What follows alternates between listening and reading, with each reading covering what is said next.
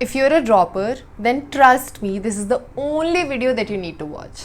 Hi guys, I'm Anahita, a final year MBBS student at Lady Hardinge Medical College, New Delhi, and सीधा video पे आ जाते हैं अब। तो सबसे पहला काम, अभी या तो वीडियो पॉज कर दो या फिर एकदम एंड में वीडियो ख़त्म करती तुम्हें एक चीज़ करनी है, विच इज़ कि एक पेपर लो, ठीक है, एक पेन लो और एक मिस्टेक्स लिखो, अपनी सारी मिस्टेक्स, मेक अ लिस्ट कि तुमने क्या क्या गलतियाँ करी लास्ट ईयर जिसकी वजह से सिलेक्शन नहीं हुआ। अब गलतियाँ कुछ भी हो सकती हैं, ये भी हो सकता है कि सारा सिलेबस कंप्लीट ना हुआ हो, तुमने मॉक टेस्ट ना दिए हों, या फिर किसी एक सब्जेक्ट जैसे बायोलॉजी पे बहुत ज़्यादा फोकस कर दिया और फिजिक्स केमिस्ट्री ढंग से पढ़ी ही ना हो, तो एक सब्जेक्ट में तो नंबर आ गए पर बाकी सब्जेक्ट्स में नंबर ही नहीं आए। या फिर ऐसे भी हो सकता है कि तुम बहुत सारे रिसोर्सेज के पीछे भाग रहे हो और कोई भी एक अच्छे से नहीं किया। ये मोस्ट कॉमन वाले हैं। इसके अलावा भी बहुत हो सकते हैं। बैठो आराम से 10-15 मिनट सोचो और अपनी सारी गलतियां लिखो, ठीक है। उसके आगे हम लिखेंगे करेक्शन लिस्ट। हर एक जो गलती लिखी ना, अब उसके आगे लिखो कि ये ठीक कैसे करनी है। फॉर एग्जाम्पल, मान लो तुमने बहुत सारी रिसोर्सेज यूज़ की थी, तो अब लिखो कि अब बस ये 2-3 रिसोर्सेज रखनी है, ये रिसोर्सेज किसी काम की नहीं थी, नहीं पढ़नी, ठीक है। First thing. सेकेंड थिंग, मान लो तुमने मॉक टेस्ट नहीं दिए, तो अब उसमें ये लिखो कि सबसे ज़्यादा मॉक टेस्ट देने हैं मुझे, मतलब कि अभी से मॉक टेस्ट देने चालू कर देना है, राइट। या फिर मान लो सिलेबस कंप्लीट नहीं था, तो सबसे पहला फोकस ये होना चाहिए कि अभी कुछ भी करके 2 महीने के अंदर पहले सारा सिलेबस कंप्लीट होगा, उसके बाद पढ़ेंगे, आगे जो पढ़ेंगे, right. So this is the most important thing. तुम्हें इतनी अपनी गलतियाँ रियलाइज होंगी, इतने करेक्शंस होंगे और इससे जो स्कोर इंप्रूव होगा ना तुम्हारा, this is the first thing you have to do. उसके बाद दूसरी चीज़ आती है रिसोर्सेज, ठीक है। ये सब लोग पूछते हैं रिसोर्सेज क्या पढ़नी है, बुक्स क्या पढ़नी है। मैंने एक सेपरेट वीडियो बनाई हुई है, एक्स्ट्रा रिसोर्सेज पे भी बनाई हुई है, बट जो मेजर मोस्ट इंपॉर्टेंट रिसोर्सेज हैं जो कि तुम्हें पढ़ने ही पढ़ने चाहिए, वो मैंने डिस्क्रिप्शन बॉक्स में नीचे लिख दिए हैं ऑल्सो। लेकिन ये अलग भी हो सकता है हर इंसान के लिए, बिकॉज इट डिपेंड्स कि किस कोचिंग में जा रहे हो, एलन में जा रहे हो, आकाश में जा रहे हो, फिजिक्स वाला से पढ़ रहे हो, हर जगह अलग अलग चीज़ें फॉलो होती है। So trust your teachers, trust your own gut कि तुम्हें किस बुक से ज़्यादा समझ आ रहा है, ठीक है। बट द एब्सोल्यूट एसेंशियल्स वो मैंने मेंशन कर दिया है। उसके बाद हम आते हैं टाइम टेबल पे, विच इज़ वेरी इंपॉर्टेंट। सबसे पहले तो मैं एक चीज़ बोलूँगी, कहीं से टेप ना मत टाइम टेबल। किसी का भी टाइम टेबल उठा के कॉपी नहीं करना होता, अपना खुद का बनाना होता है, वो होता है बेस्ट टाइम टेबल, ठीक है। तुम्हें ये देखना होता है मैं कब कोचिंग जाता हूँ, कब वापस आता हूँ, कब मेरा पढ़ने का मन ज़्यादा होता है, कब मैक्सिमम पढ़ाई होती है, कब पढ़ाई नहीं होती है। एवरीथिंग अपने हिसाब से बनाना है। पर मैं मेजर पॉइंट्स बता देती हूँ। हर रोज़ 10 घंटे की पढ़ाई नॉन नेगोशिएबल, करनी ही करनी है, नो मैटर वॉट। हर रोज़ कोचिंग जाना ही जाना है। एक फिक्स स्लीपिंग टाइम तुम्हारा होना ही चाहिए कि मुझे फ़र्क नहीं पड़ता यार 4 बजे सो के सुबह 11 बजे उठ जाओ, वो सब तुम पे, पर फिक्स्ड होना चाहिए कि इतने ही बजे सोती हूँ, इतने ही बजे उठती हूँ, ठीक है। Fix sleeping and waking up time. And the most important point, बिना रिविजन के नहीं सोना है। अगर किसी दिन तुम बिना रिवाइज किए सो रहे हो ना यार, तो मतलब ये है कि तुमने वो पूरा दिन वेस्ट कर दिया।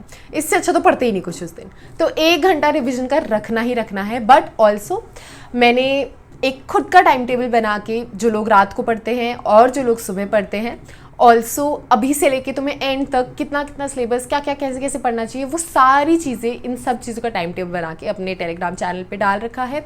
After you made your own time table, फिर जाके उसको खोलना और देखना कि ठीक है ऐसे ऐसे पढ़ सकते हैं, या फिर ये पॉइंट अच्छा लग रहा है, ऐसे कर लेते हैं, वैसे कर लेते हैं। पर पहले अपना टाइम टेबल बनाना, ठीक है।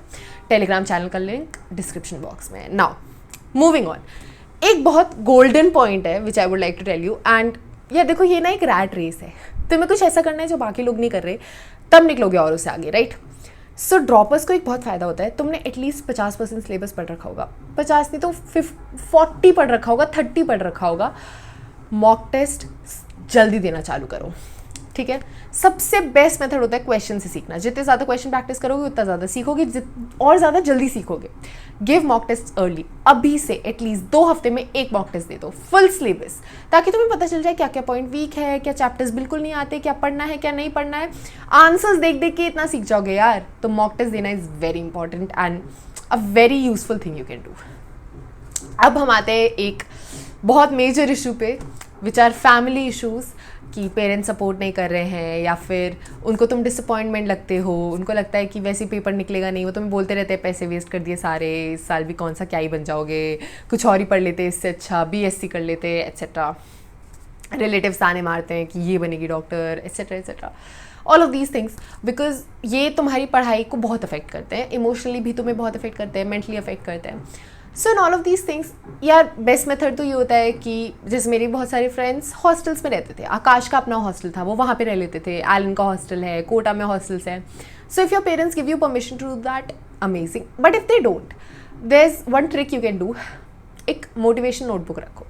जब भी कोई तुम्हें कुछ सुनाता है ना, फॉर एग्जाम्पल तुम्हारे पेरेंट्स ने कुछ हर्टफुल बोल दिया, रिलेटिव्स घर पे आए उन्होंने बोल दिया, कुछ भी, उस नोटबुक में लिखो और उसको ना फ्यूल की तरह यूज़ करो कि एक दिन ना जब कुछ बन जाऊंगी तो बोलने की भी ज़रूरत नहीं है मुझे, उस दिन ये खुद ही रियलाइज़ कर लेंगे कि ये कितने गलत थे मेरे बारे में. That's it.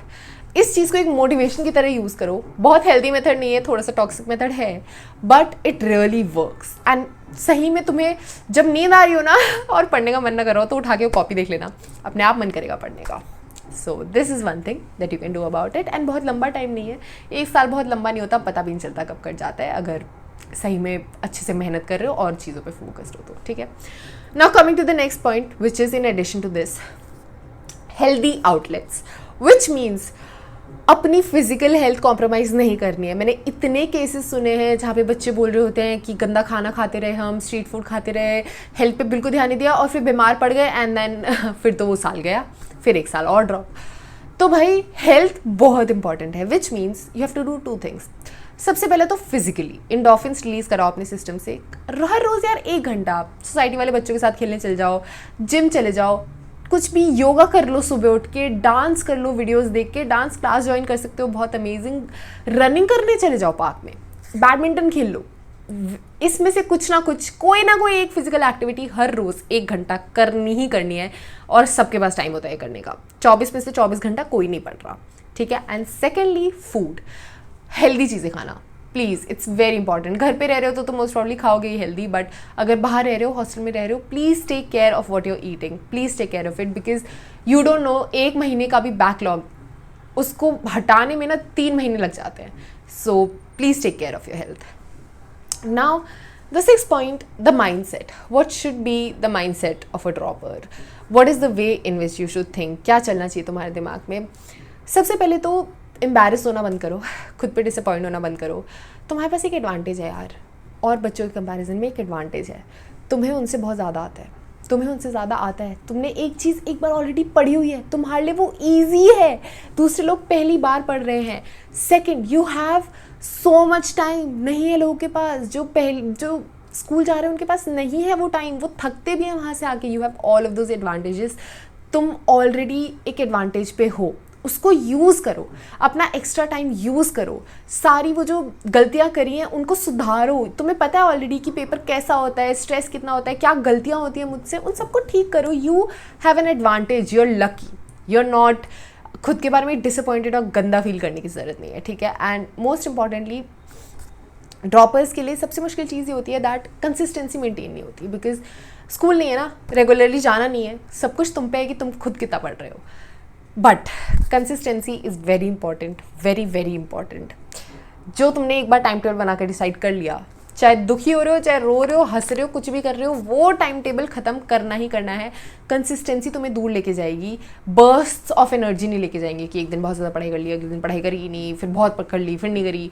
ये नहीं, कंसिस्टेंट होना चाहिए एक इंसान. ठीक है.